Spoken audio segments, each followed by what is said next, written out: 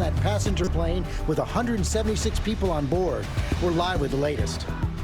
Deadly tornado outbreak, twisters tearing through the heartland, leaving a trail of destruction, killing at least 12 people. And now the big chill about to hit millions. Volcano emergency. This massive eruption in the Philippines forcing tens of thousands to flee. Lava, lightning, and ash filling the air. Plumes stretching 9 miles high and towns destroyed below. Now the government's new warning. Royal Crisis Summit. We're live at the Queen's home, Sandringham, as Prince Charles, William, and Harry arrive for that emergency meeting with the Queen. Meghan expected to join by phone as they try to determine the future of the royal family after Harry and Meghan's bombshell announcement. Flu alert. The 4-year-old struck by the B strain of the virus, losing her sight. Her mother with a warning this morning. Battle for the Super Bowl. Overnight, the Packers send the Seahawks packing and the Kansas City Chiefs with a comeback that made NFL history. And ready for liftoff, the countdown to the Oscar nominations is on. Are you an actor? No, I'm a stuntman. Is this the year of Brad and Leo? Will J-Lo get her first Oscar nod? Will Little Women win big? And will any women get a director's nod? We have the Oscar nominations live right here on GMA. Live in Times Square, this is Good Morning America. We do say Good Morning America. Hollywood's big morning Rocket Man and Elton John expect to get some love with the Oscar nominations. Not the only ones. Brad Pitt is on a roll. He won at the Golden Globes, won last night at the Critics' Choice Awards. Of course, he's in Once Upon a Time in Hollywood. And the same for Renee Zellweger. She picked up the Golden Globe and also that Critics' Choice Award last night as well. She's on a winning streak for Judy. All of that, always a big morning, always fun to see the nominations. I know, and the nominations are ahead. But first, we're going to begin with that turmoil in Iran. Violent protests erupting as people take to the streets there, protesting the regime after Iran admitted it accidentally shot down a passenger plane. Chief Global Affairs Correspondent Martha Raddatz is back from Iran, tracking the very latest. Good morning, Martha. Good morning, Robin. A week ago, this was a country with masses of people shouting down the United States. But this morning in Iran, the anger is aimed at their own leaders. Protests in the streets of Iran over the shoot-down of that passenger jet.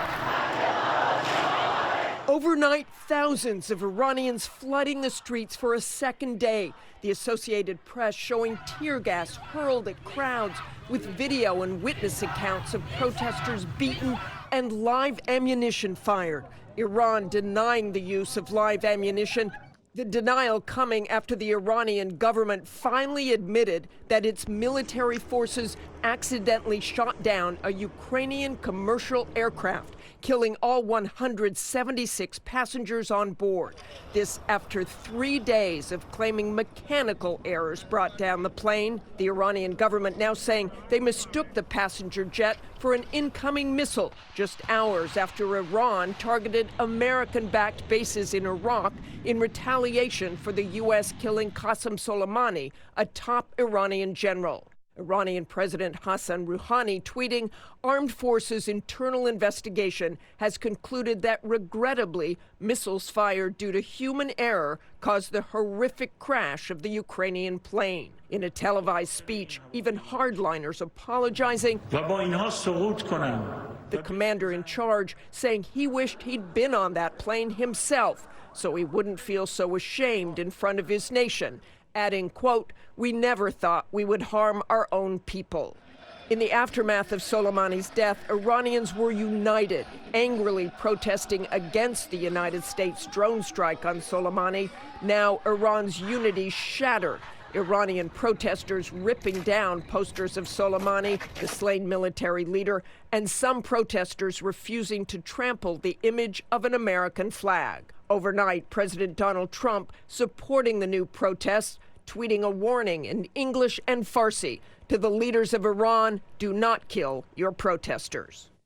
And this morning, hardliners have started threatening people from holding large-scale funerals where slogans against the Iranian regime might be shouted. George? Okay, Martha, welcome back from Iran. We're going to go to the White House now, where the president and his team are facing new questions about the intelligence behind his strike on Iran's top commander. And our latest ABC News poll with Ipsos shows more than half the country disapproves of how the president is handling Iran. want to bring in our senior White House correspondent, Cecilia Vega. And Cecilia, we now have seen the president's own defense secretary saying he hasn't seen the evidence behind President Trump's claim that Soleimani was targeting 4 U.S. embassies. Exactly, George. This started on Friday when President Trump told Fox News that he believed that the Iranians were going to target those 4 American embassies. And then yesterday, his own defense secretary, Mark Esper, went on TV and essentially said that he saw no such threat. It was a real head scratcher, though, because the defense secretary then attempted to not outright contradict the president, saying basically that the president's interpretation of the intelligence that led to this attack was correct. It is just the latest example, you know this, of all of the mixed messaging over the origins of this strike on Soleimani. And George, certainly it's going to play into Democrats and even some Republicans' criticism of the origins of this. They say they have yet to see evidence of the administration's initial claim that this threat was imminent. And Cecilia, this is all happening, of course, as it looks like the impeachment trial is set to begin this week. House Speaker Nancy Pelosi is saying she's going to send the articles of impeachment over. The president's been all over the map on what he wants, on witnesses, on a trial, and now he seems to be calling for a dismissal, which is not Mitch McConnell's plan. Yeah, he is certainly frustrated heading into what is expected to be a historic week. You said it, all over the map. A number of tweets over the weekend on impeachment. He initially said that he wanted to call on more witnesses, including suggesting at one point Nancy Pelosi might be one of them. Then there was this other tweet where he suggested that the Republicans might want to dismiss the trial outright, basically saying that it gave the partisan Democrats credibility on this case that it doesn't otherwise have. It doesn't appear, though, George, that the Republicans have the support for an outright dismissal, and we could be looking at a trial start in a matter of days. That's what it looks like. Cecilia Vega, thanks very much. TJ? George, return to those powerful storms that are really more reminiscent of something we're used to seeing in the springtime. They slammed the South now with tornadoes, damaging winds, and flooding. Power has been knocked out to thousands of people, and at least 12 people have been killed. Our Kaylee Hartung is in Louisiana for us, where there was an EF2 tornado that cut a 40-mile path of destruction. Hello, Kaylee. Good morning, TJ. That's right. And this is what it looks like when an EF2 tornado rips through your home. Jerry and Mary Sue Franks were killed here when their home was torn from its foundation more than 200 feet from where I'm standing. Take a look at this wide shot. 135-mile-per-hour winds shredding this home to pieces, spreading a lifetime of memories across this vast area. This morning, residents waking up to more destruction after 2 tornadoes touched down in the middle of the night. Residents reeling from the devastating tornadoes across the U.S. At least 12 people were killed during the severe weekend storms spanning from Texas to Ohio. This is a fence on top of a home. In Ohio, 2 tornadoes, forceful winds, uprooting this tree and ripping out the sidewalk underneath it. The strong winds sending this building's rooftop to the ground. The crushed debris blocking the entranceway as firefighters work to clear the streets below. And in Alabama, a tornado tormenting Pickens County, leaving 3 dead. In Louisiana, tornado damage toppling trees, uprooting hundreds, the destruction stretching for miles. The EF2 tornado eradicating homes, tossing this mobile home from its foundation, killing an elderly couple inside. To wake up and see the news this morning was really sad. In South Carolina, tornado damage ripping this school's roof right off. Brick and cement debris litter the lawn. The wind smashing these buses into each other. The top of these bleachers torn away. This community continues to work. The Franks family spent the weekend digging through mud and debris, trying to salvage what they could. A few precious family photos were found. Now, as the sun comes up, that mission to clean up and heal continues. Robin? Think of everybody impacted. All right, Kaylee, thank you. Quite a contrast here on the East Coast and Northeast, experiencing record warm temperature. Ginger is here with the latest on that. Good morning, Ginger. Good morning to you. It felt like March and it looked like March with those severe storms. Record warmth, dozens of daily records that were broken, and then all-time January heat from Boston to Naples. We have never seen that type of heat in recorded history in a couple of these cities.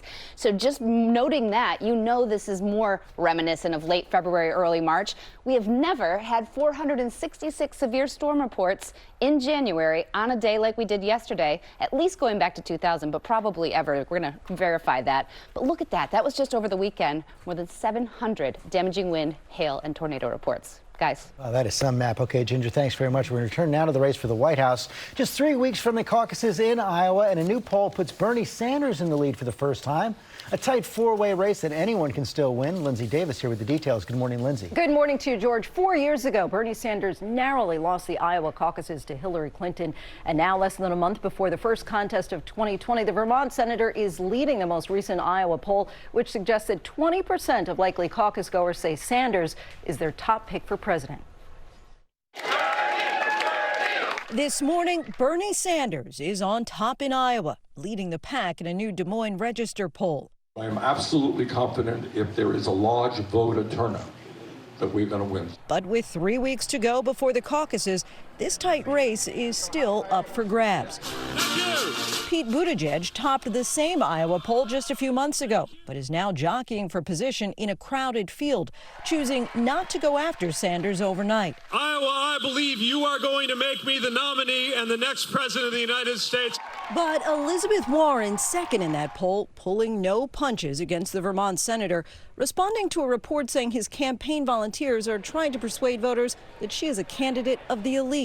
I was disappointed to hear that Bernie is sending his volunteers out to trash me. Sanders denies any knowledge of the move by his campaign. Have I ever said one negative word about Elizabeth Warren? But instead of touting his standing as the frontrunner in the new poll, Sanders is making the pitch he's best suited to take down the candidate Democrats want to beat in November. We are the strongest campaign to defeat Donald Trump.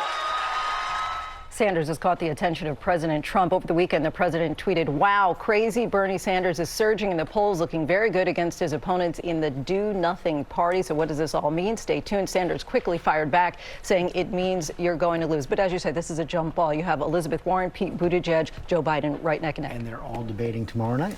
Okay, Lindsay, thanks very much. TJ? All right, guys, we need to turn to that massive volcano eruption near the capital of the Philippines that has forced tens of thousands of people to flee. Our senior foreign correspondent, Ian Pannell, with the very latest for us now. Good morning to you, Ian.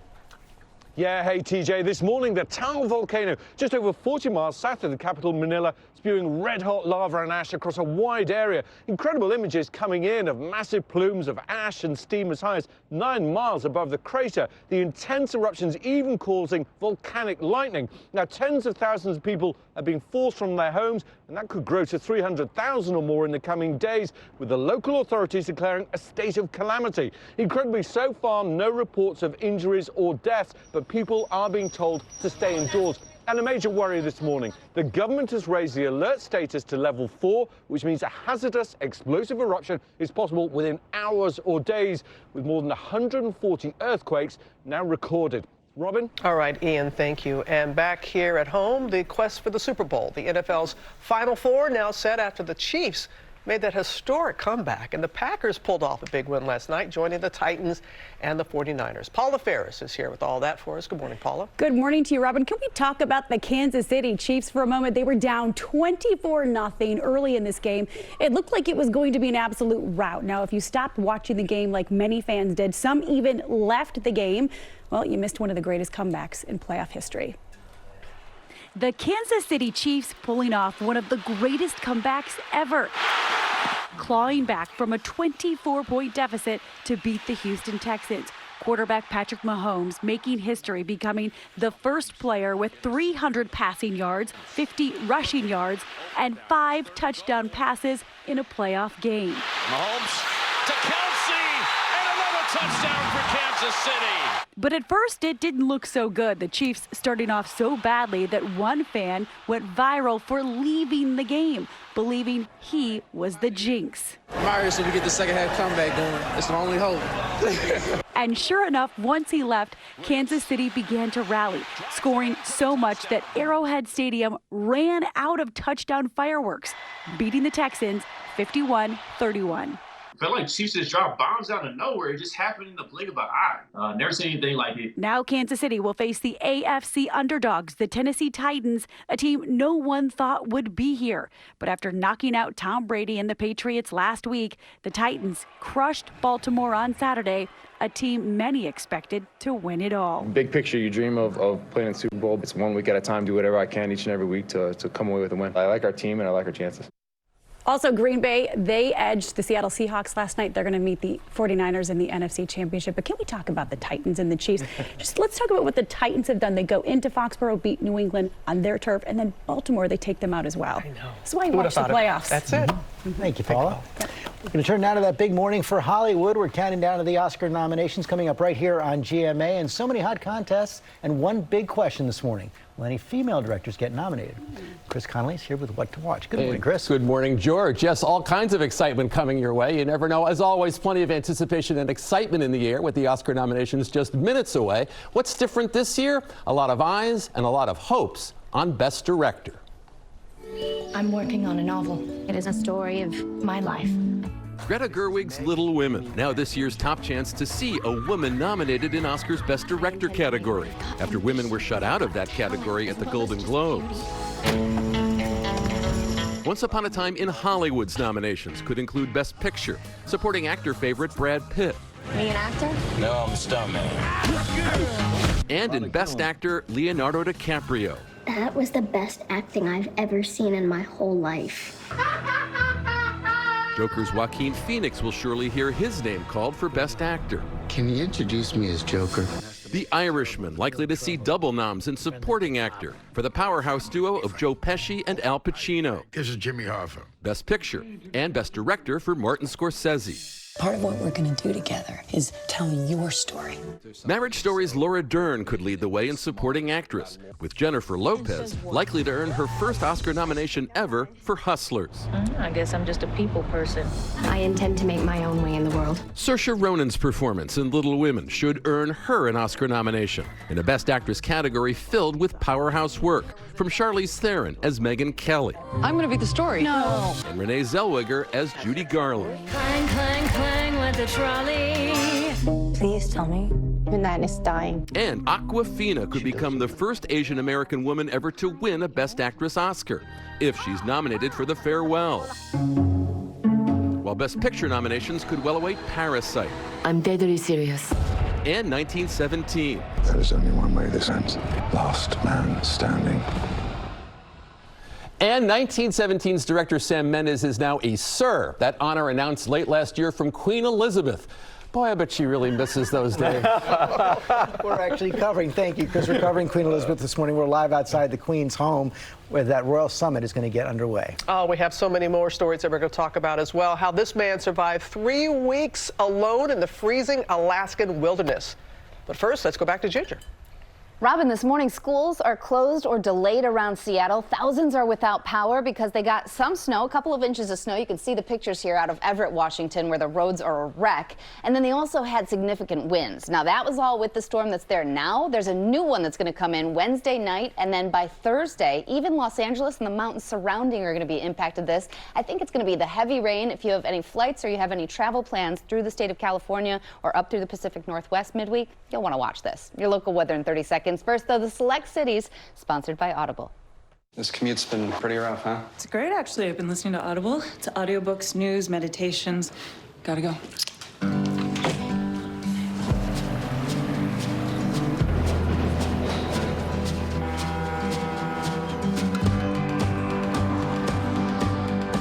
Hey.